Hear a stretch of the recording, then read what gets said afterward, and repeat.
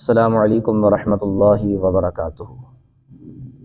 امید کرتا ہوں کہ تمامی احباب، تمام حاضرین و ناظرین اللہ تبارک و تعالیٰ کے فضل و کرم سے خیریت و عافیت کے ساتھ آباد و شاد ہوں گے، اور میری اس کاوش سے بھرپور انداز میں فیوز و برکات حاصل کر رہے ہوں گے، جو کہ اسلامی تعلیم، جو کہ مسلمان بچے بچیوں میں صحیح اسلامی فکر پیدا کرنے کے لیے ایک مستند کتاب ہے۔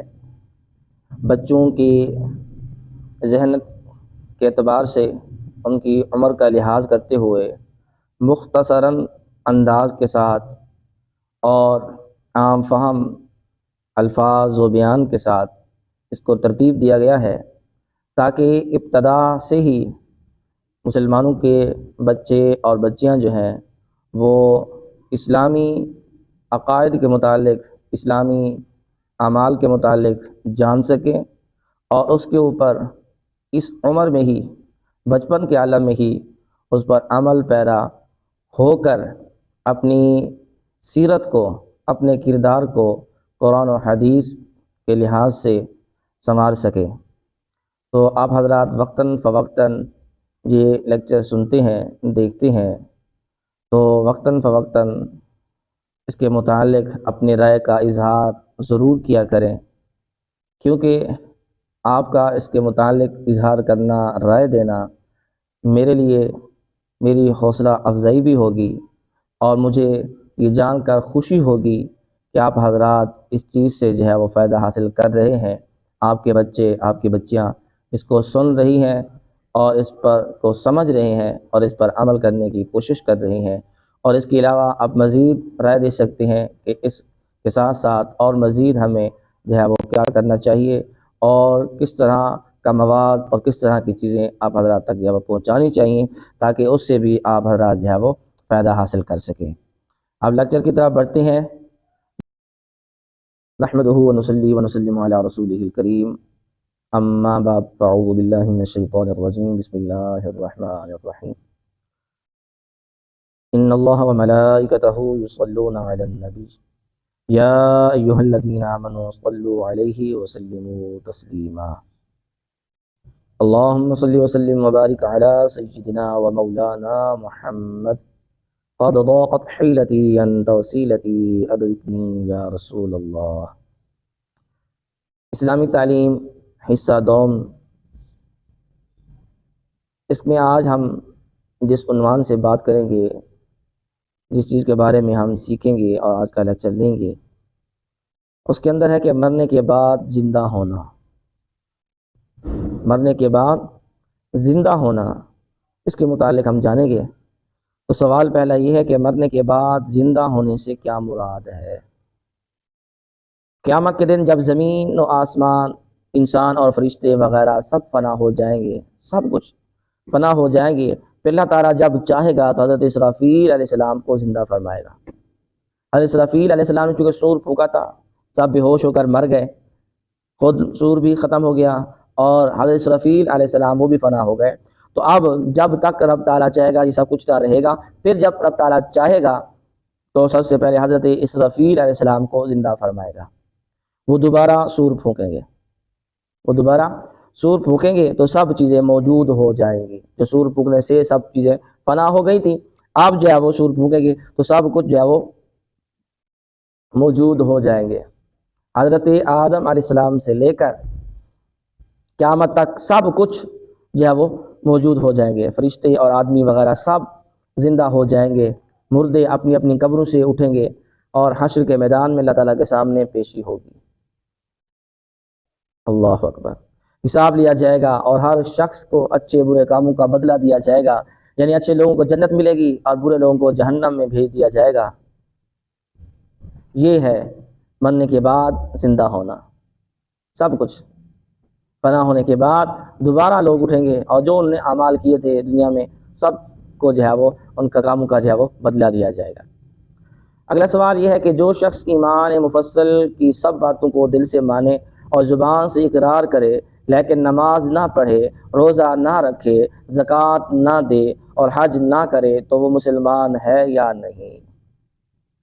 اس کے متعلق جواب یہ ہے کہ مسلمان تو ہے لیکن سخت گناہ گار، اللہ تعالیٰ اور اللہ کے رسول صلی اللہ علیہ وسلم کا نافرمان ہے۔ ایسے شخص کو اللہ فاسق اور فاجر کہتے ہیں۔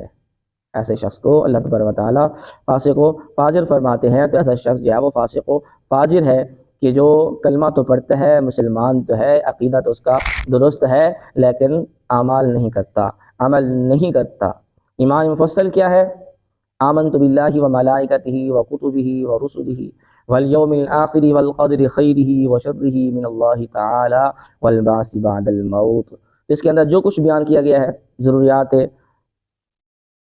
کی ضرورت کی جو بھی چیزیں ہیں وہ ساری اس میں جو ہے وہ بیان کی گئی ہیں عقائد کے اعتبار سے۔ تو آپ اس پر ایمان تو رکھتا ہے، مانتا تو ہے، لیکن عمل نہیں کرتا۔